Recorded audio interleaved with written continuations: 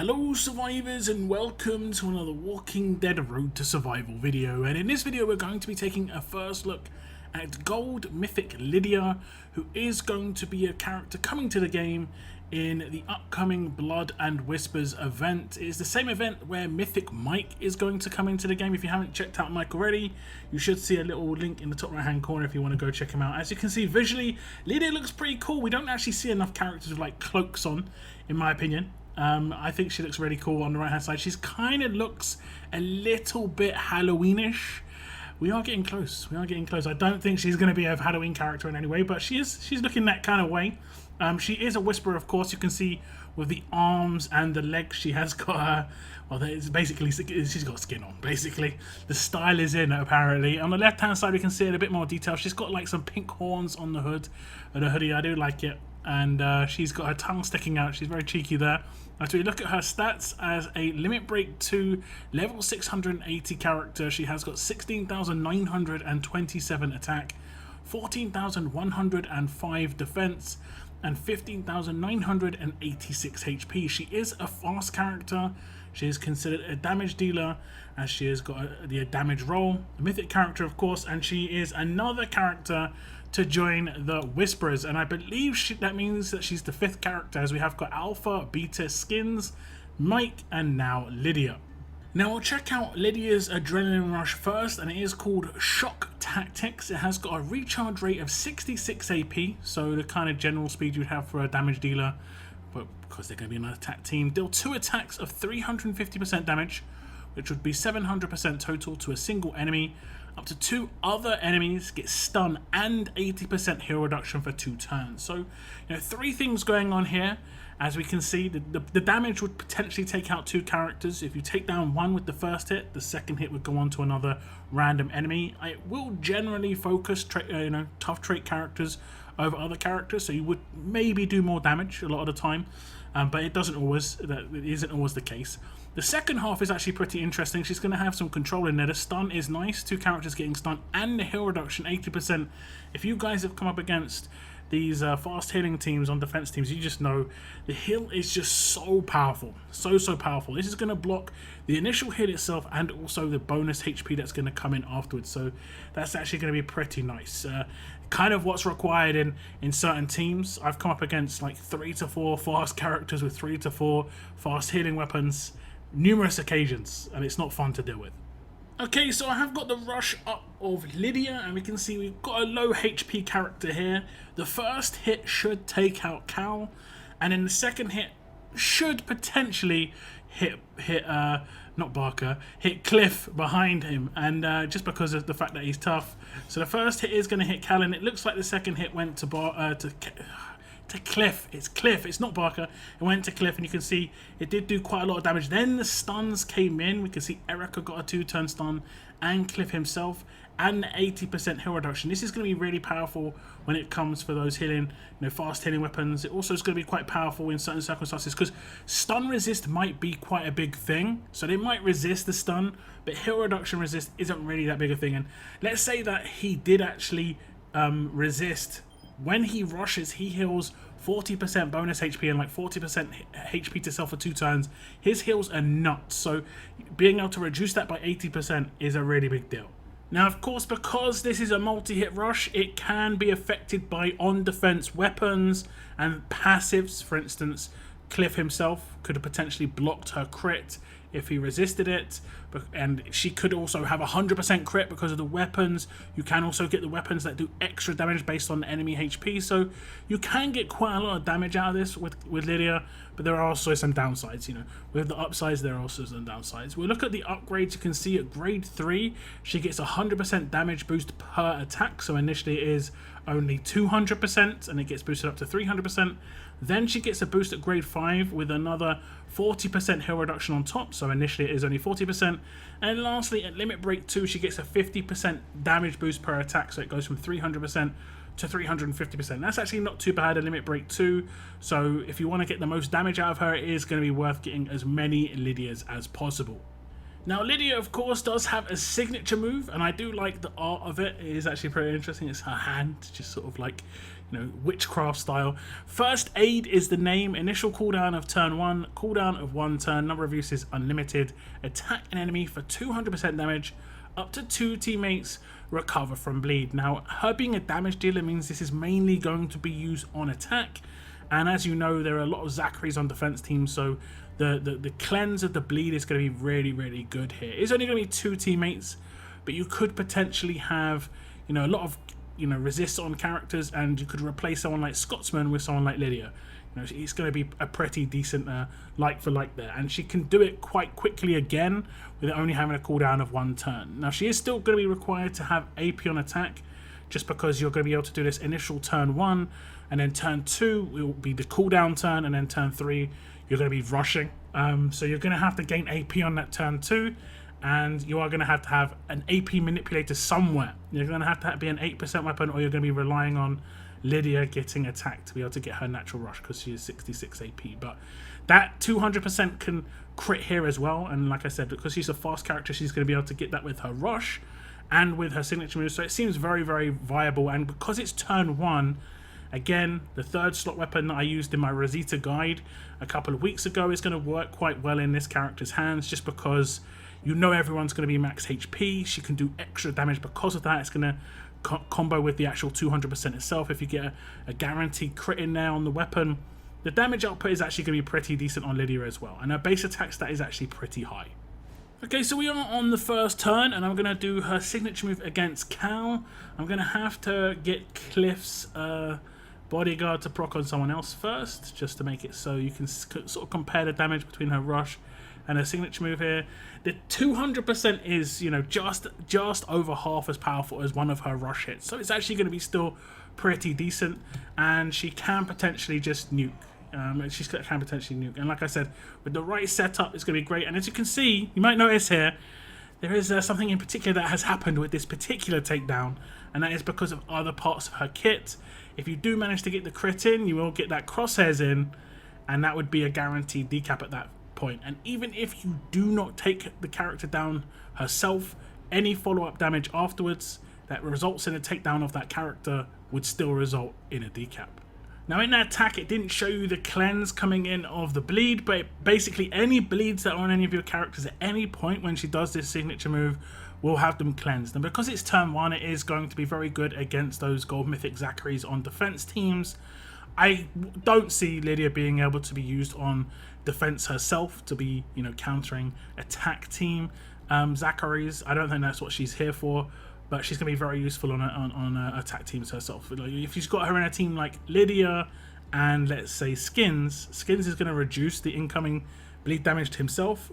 And as long as Lydia doesn't cleanse the bleed on him, then you're going to have a lot more reduced damage coming in for your team with the Zacharys on defense, which is actually be pretty useful. If we look at the upgrades, you can see at grade 2, the cooldown goes from 2 turns to 1 turn, and at grade 4, the starting cooldown goes from 2 turns to 1 turn. That's a big upgrade. Grade 4 isn't going to be too hard. Limit break 1, there is going to be a 50% damage increase. This is actually not too bad. It's not amazing, but it is going to be a nice boost in damage, and you can see the potential of, if you can take someone down in that first turn, they are likely to stay down because of the decap in there as well. So doing as much damage as possible with Lydia is great. And don't forget, if you have Rosita, you can do Lydia's signature move first and then just follow it up Rosita. And those two characters have got very heavy hitting signature moves, and they can both hold the same sort of weapons and do huge amounts of damage. Now we'll move on to Lydia's passives. These are her mythic abilities. Because she is a damage dealer, she's going to get agility, which is going to work with her rush, each individual hit of her rush. It's going to work with her signature move. It's going to work with her basic attacks. Agility works really well here with Lydia. And the second one is called Alpha's Daughter, obviously because Lydia is the daughter of Alpha. She gets 40% crit damage. I think that's just going to be an increase in the multiplier, like the amount of damage output that she's going to do if she hits a crit.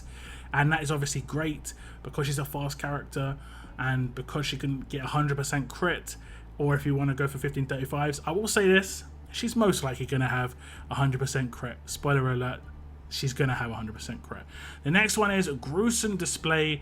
When this character takes down an enemy, 40% chance an enemy gets normalized for 2 turns. I believe this is one of the first editions of Normalize we've had in the game in the Gold Mythic era, and this is pretty decent as an initial, you know, first foray into Normalize. I think it isn't going to be, you know, like it was in the S-Class era where we had someone like Princess come out who just was absolutely devastating when it came to Normalize.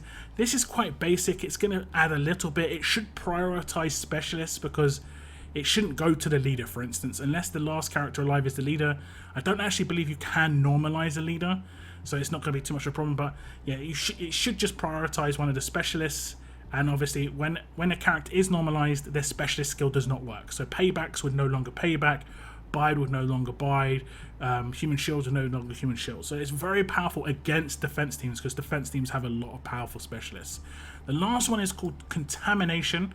When an enemy revives, 40% chance a single enemy gets 30% infection for 2 turns. This is actually pretty decent for various game modes, but in raids this is good if you just want to hit the auto button, and if they, you know, come back and you make a mistake, it's not too big a deal unless you're against like very heavy fast hitting teams. But if you are, you've got the 80% reduction on the rush, so you could potentially manipulate that there. And comboed with certain characters as well. If she's comboed with Mike on an attack team, Mike gives infection when people are taken down, and Lydia will give infection when people are picked back up. So potentially could be just having infection pop off everywhere, so that could be really good. Okay, so we're going to test out and see if Lydia's passives can proc here. The first one I'm going to try and test out is the revive capability. We're going to try and take out a character so they would revive back, and we are going to be able to take down Dr. Stevens. This should work, fingers crossed, that this revive counts as an infection. I think the infection was guaranteed. This is only 40% chance, but we might be able to take down 2 here. Just check and see if someone gets normalized when she goes to get the takedown.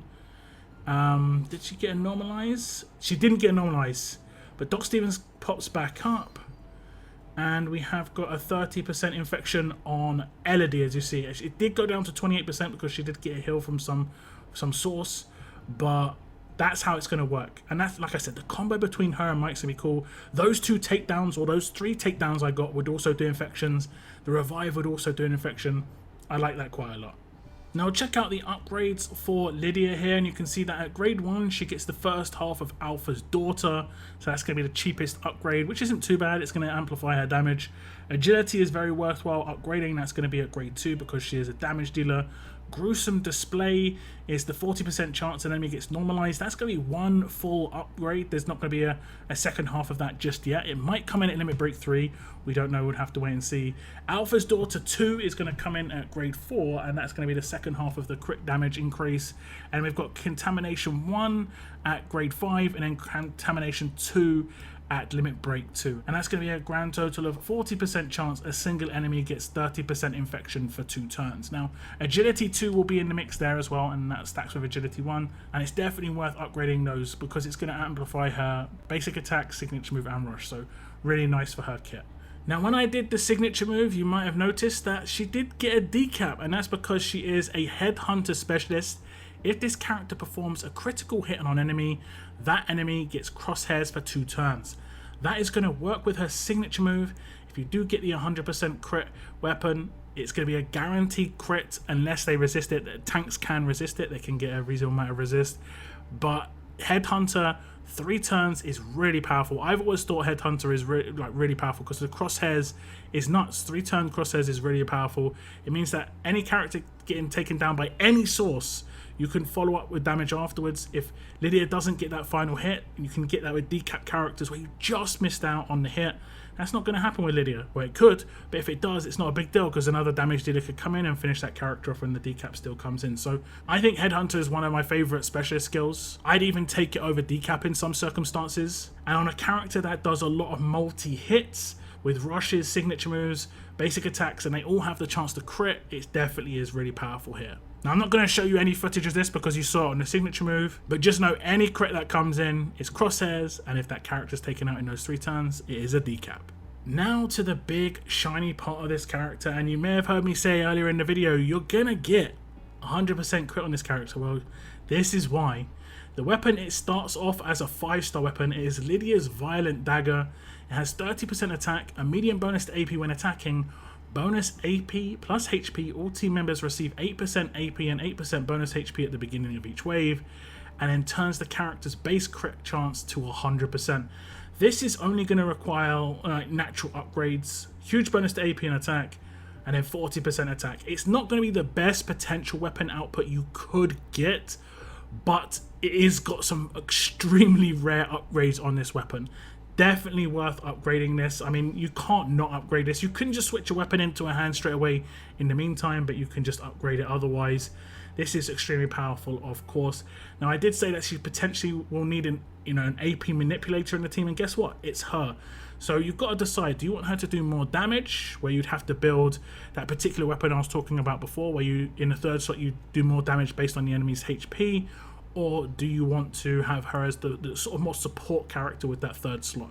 It's completely up to you, and because it's 5-star already, you don't have to, waste time to upgrade it as a 4-star weapon, get it perfect before making a 5-star. You can just put a weapon in her hands instantly. And I know a lot of people don't actually have 100% crit on any of their characters, so being able to get that is going to be a lot of fun. And it basically means that every single attack you do is a guaranteed crit, except against tanks, where they have I think it's 40% chance, up to 40% chance, should I say, to actually resist critical attacks. So that's something you just need to be aware of. So that is Gold Mythic Lydia, and I actually like her kit quite a lot. It works really well, all the synergy, the specialist skill works with everything, and she's doing a lot of damage. The weapon obviously amplifies all the damage that she's going to do with the basic attack, signature move, rush. There's a lot of the stuff in her passives that are nice. I like the way the infection works. I think the team combo with her and Mike is going to be just kind of hilarious. Like I say, Mike's going to do it when characters are taken out, and if any characters are revived, well, Lydia's going to punish you for that with the potential of being able to do infection on those characters like when they get brought back up. So that's kind of cool. I like the combo there. I like the idea, and she looks really cool as well visually. We have had some really cool looking Lydias in the past. I believe the 6-star character, I think I pulled the 6-star one. Yeah, I did. I pulled the 6-star one. Was really cool looking as well, with she had the sort of face mask on with the skull. I like that quite a lot. I'd probably say I think that's probably my all-time favorite Lydia. This one's a very close second though. This one definitely is a close second. Do tell me your thoughts on Lydia here as a gold mythic character. What do you think about her kit, her setup? What do you think about the weapon being already the weapon it is? Is that something you'd like to see? Is that something you'd like to see more often in the future? Do let me know in the comments down below. That is going to be the end of my video. I want to thank you very much for tuning in. And as always, keep on surviving, guys. Keep on surviving.